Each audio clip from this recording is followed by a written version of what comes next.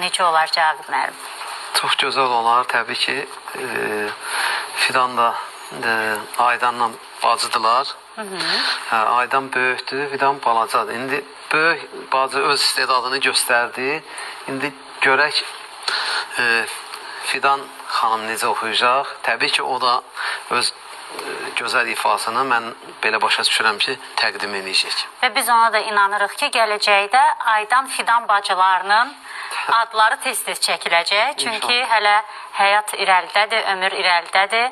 Cabir müəllim də bildiklərini sizə öyrətməkdə davam edir. Buyurun Fidan. Mən də öz təşəkkürümü bildirirəm. Öz müəllimə təşəkkürümü bildirirəm. Bu gözəl şansı bu gənclərə tanıdığı üçün.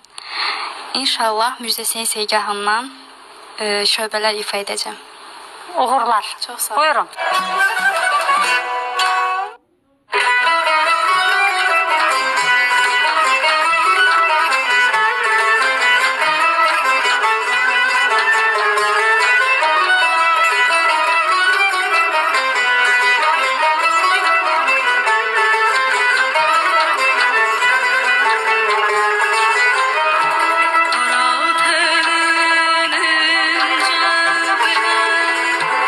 Güzel gören